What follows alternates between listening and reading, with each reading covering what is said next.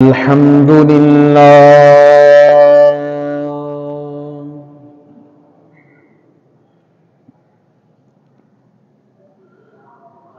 الحمد لله رب العالمين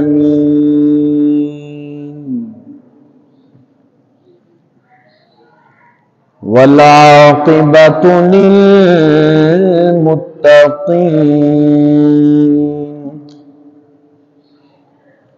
والصلاة والسلام على أشرف الأنبياء والمرسلين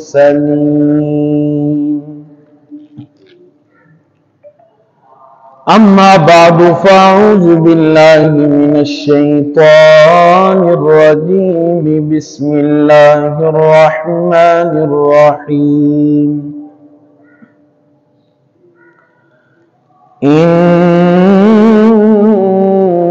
الذين آمنوا وعملوا الصالحات سيجعل لهم الرحمن ودا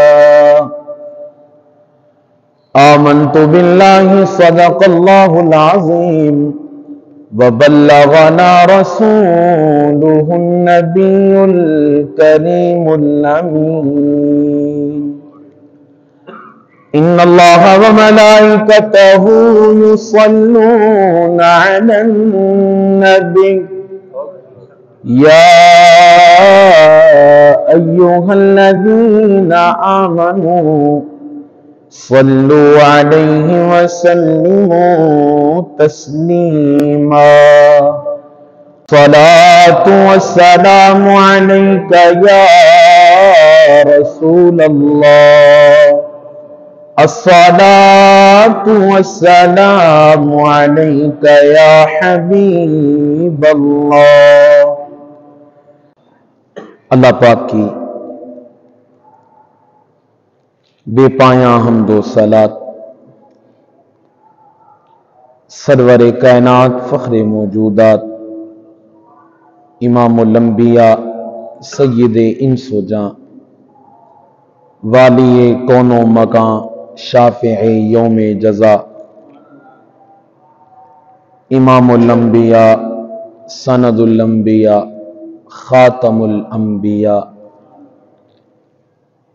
حضرت سیدنا محمد مصطفیٰ احمد مجتبیٰ سب کہیے صلی اللہ علیہ وآلہ واصحابہ واہل بیتہ وبارک وسلم کی پاک بارگاہ میں بے حد درود و سلام کے بعد نہایتی لائق صد احترام میرے بزرگوں، میرے دوستوں، السلام علیکم ورحمۃ اللہ تعالی وبرکاتہ۔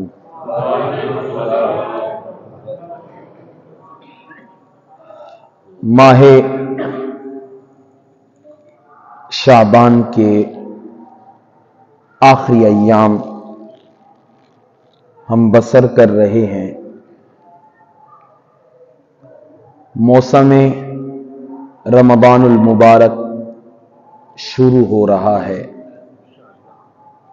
رمضان کی خوشبوئیں مہکنے لگی ہیں، رمضان کی بہاریں چھانے لگی ہیں۔ اللہ کی طرف سے برکتیں، رحمتیں ہم پہ نازل ہونے والی ہیں۔ وہ مقدس مہینہ کہ جس مہینے کا انتظار خود امام الانبیاء فرماتے تھے صلی اللہ علیہ وسلم۔ کیسا مہینہ ہے، کیسی برکتیں ہیں، کیسا اعزاز ہے کہ نبیوں کا امام جس کا انتظار کر رہا ہو، تو پھر ہم کیوں نہ اس ماہ مقدس کا انتظار کریں۔ کرنا بھی چاہیے اور شدت سے انتظار کرنا چاہیے۔ ذہنوں میں سوال آ سکتا ہے کہ ماہ رمضان المبارک کا वक्त और टाइम तो मुकर्रर है, इसने आ ही जाना है, तो फिर इंतजार कैसा, इंतजार में शिद्दत कैसी, तबीयत में बेकरारी कैसी, इंतजार की जो तकालीफ हैं वो माथों पे कैसी। जब आ ही जाना है तो इसका सादा सा जवाब है, वो ये है कि जब हमारा प्यारा कहीं दूर दराज इलाके से कई सालों बाद, कई महीनों बाद, कई दिनों के बाद उसका पता लग जाए कि वो आ रहा है, तो कई दिन पहले, कई महीने पहले, कई हफ्ते पहले हम उसके इंतजार में अपनी पलकें बिछाए हुए होते हैं कि हमारा प्यारा आएगा, हम उसके साथ यूं करेंगे, हम उसके इस्तकबाल की तैयारियां करते हैं, हम उसकी आमद का इंतजार करते हैं, हम उसकी मेहमान नवाजी के लिए एहतमामात करते हैं, हम जो है तैयारियां करते हैं। तो जब हम अपने दुनियावी रिश्तेदार, दुनियावी अजीज, बुजुर्ग, प्यारे, बेटे, भाई, बहन, इनके इंतजार के लिए जो है परेशानियां बर्दाश्त कर सकते हैं, इनका इंतजार कर सकते हैं, इनके इस्तकबाल की तैयारियां कर सकते हैं, तो फिर वो प्यारा जो रब का भी प्यारा है, वो प्यारा जो महबूब का भी प्यारा है, फिर वो प्यारा जिसका इंतजार खुद महबूब रब्बुल आलमीन ने फरमाया, वो प्यारा कि जिसका इंतजार बदर में जाने वाले सहाबा ने भी किया, वो प्यारा कि जिनका इंतजार उहद में जाने वाले सहाबा ने किया, वो प्यारा जिनका इंतजार खंदक में जाने वाले सहाबा ने किया, वो प्यारा जिनका इंतजार अबू बकर करते रहे, जिनका इंतजार उमर बिन खत्ताब करते रहे, जिनका इंतजार उस्मान जुन्नूरैन करते रहे, जिनका इंतजार अलीयुल मुर्तजा करते रहे, कमो पेश 1,24,000 सहाबा करते रहे, ताबईन करते रहे, तब ताबईन करते रहे, औलिया किराम करते रहे, गौस करते रहे, कुतुब करते रहे, अब्दाल करते रहे, सारी उम्मत करती रही, फिर उस प्यारे का हम इंतजार क्यों ना करें? फिर उस प्यारे का हम क्यों ना इस्तिकबाल करें? इस्तिकबाल करना चाहिए, इंतजार करना चाहिए। और याद रखें, किसी के इंतजार के बाद और शिद्दत के इंतजार के बाद जब उसका इस्तिकबाल किया जाता है, उस इस्तिकबाल की बात ही निराली होती है, इसलिए कि हम उस इस्तिकबाल से पहले सारी तैयारियां मुकम्मल कर चुके होते हैं। देखें ना जी, अचानक आपके घर पे मेहमान आ जाएं, आपका दरवाजा बजे, आप सो रहे हो, नींद की बेदारी के बाद आंखें मलते हुए आप दरवाजा खोलेंगे, सामने मेहमान है, मेहमान का इस्तिकबाल आप बाद में कर रहे होंगे, जहन में कई सवाल चल बसेंगे कि यार इनके लिए तो मैंने एहतमामात नहीं किए, फुला एहतमाम करना है, फुला एहतमाम करना है, फुला एहतमाम करना है। ना आप सही मानों में एहतमाम कर पाते हैं, ना इस्तिकबाल कर पाते हैं। अगर पता हो मेहमान, महीना पहले पता हो कि मेहमान ने आना है, आप घर को रंगो रोगन करते हैं, घरों को रंगो रोगन करते हैं, घरों को सजाते हैं, रास्तों को साफ कराते हैं। क्यों जी? इसलिए कि प्यारा आ रहा है। तो फिर उस इस्तिकबाल की बात ही निराली होती है, फिर इस्तिकबाल मुकम्मल होता है, इंतजार की तैयारियां मुकम्मल होती हैं, फिर बस मेहमान आना होता है और मेहमान की खिदमत करनी होती है, बिला तमसील और बिला तशबीह। अर्ज ये करना चाहता हूं कि रमजान मुबारक से पहले हम अगर रमजान मुबारक का इंतजार करेंगे तो हम उसकी तैयारियां करेंगे।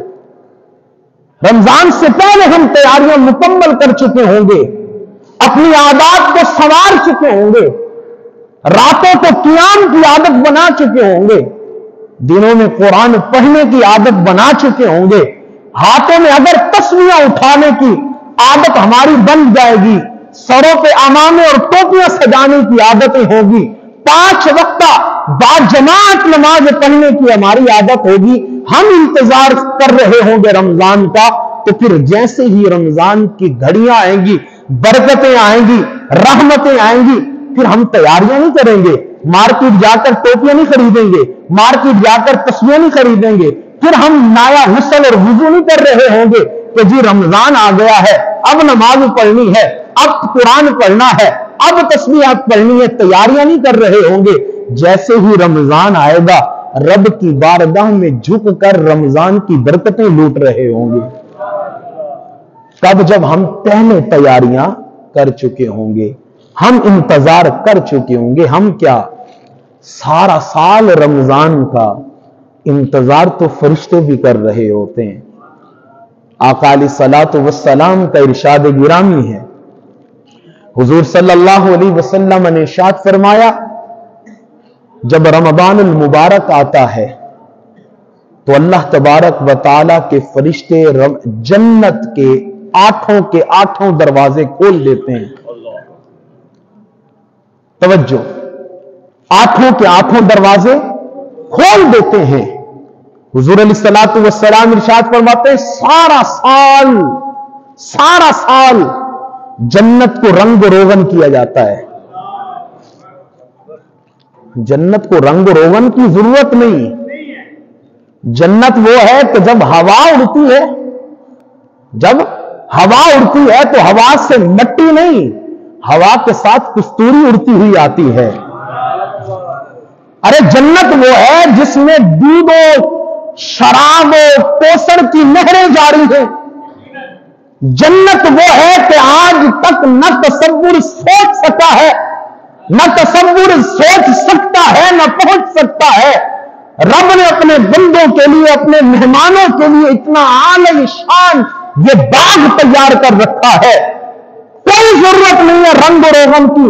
لیکن پھر بھی آقا صلی اللہ علیہ وسلم ارشاد فرماتے ہیں سارا سال جنت کو رنگ و روغن کیا جاتا ہے۔ کس لیے؟ اس لیے کہ رمضان آنے والا ہے۔ رمضان المبارک کے انتظار میں سارا سال جنت سجائی جاتی ہے۔ جیسے ہی رمضان آتا ہے رمضان المبارک کی آمد پہ جنت کے آٹھوں دروازے کھول دیے جاتے ہیں۔ اور آقا صلی اللہ علیہ وسلم ارشاد فرماتے ہیں لوگوں، جنت کا ایک دروازہ ہے جس کا نام ریان ہے، جس کا نام ریان ہے، اور یہ وہ عظیم دروازہ ہے کہ جس دروازے سے صرف روزے دار ہی گزریں گے۔ اللہ تبارک و تعالی نے یہ دروازہ رکھا ہی روزے داروں کے اعزاز کے لیے ہے۔ جس نے دنیا میں روزہ رکھا اسی دروازے سے اللہ اسے جنت عطا فرمائے گا۔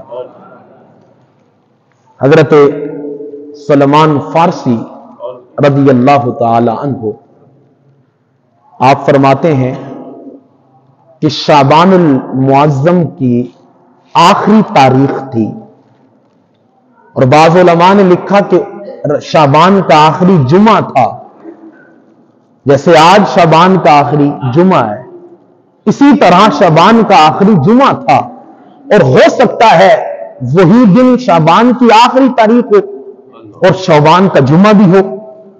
تو حضور علیہ الصلوۃ والسلام نے خطبہ ارشاد فرمایا صحابہ کرام کی جماعت کو، جس کی سنت آج میں بھی ادا کر رہا ہوں اور ہر منبر پہ بیٹھنے والا یقیناً ادا کر رہا ہوگا۔ آقا صلی اللہ علیہ وسلم نے ارشاد فرمایا یا ایھا الناس، اے لوگو، تمہارے درمیان ایک عظیم مہینہ سایہ فگن ہونے والا ہے، ایک عظیم مہینہ آنے والا ہے جس میں رحمتیں ہیں۔ میں خلاصہ بیان کر رہا ہوں حدیث کا، جس میں رحمتیں ہیں، جس میں برکتیں ہیں۔ فرمایا یہ وہ عظیم مہینہ ہے کہ اللہ تبارک و تعالی نے اس مہینے کے رات کے قیام کو نفل قرار دیا ہے اور دن میں روزہ فرض قرار دیا ہے۔ راتوں کو ہم نوافل پڑھتے ہیں تراویح کی صورت میں، پوری دنیا میں تراویح پڑھی جاتی ہے۔ اللہ تبارک و تعالی نے اس قیام کو نفل قرار دیا ہے اور دنوں میں روزہ رکھا جاتا ہے۔ اللہ نے روزے کو فرض قرار دیا ہے۔ اور آقا صلی اللہ علیہ وسلم نے ارشاد فرمایا، لوگو اے میرے صحابہ، یہ وہ عظیم مہینہ ہے جس مہینے میں نفل کا ثواب فرض کے برابر ہے۔ نفل ادا کرو گے تو اللہ فرض کا ثواب عطا کرے گا۔ اور پھر فرمایا ایک فرض کا ثواب 70 فرضوں کے برابر ہے۔ آپ نے ایک فجر کی نماز پڑھی، آپ نے 70 فجروں کا ثواب پا لیا۔ آپ نے ایک ظہر پڑھی، آپ نے 70 ظہروں کا ثواب پایا۔ آپ نے ایک عصر پڑھی، 70 عصروں کا ثواب پایا۔ ایک مغرب پڑھی، 70 مغرب، عشاء پڑھی، 70 مغرب، یہاں تک کہ آپ نے رمضان میں ایک روزہ رکھا، 70 روزوں کا ثواب پا رہے ہیں۔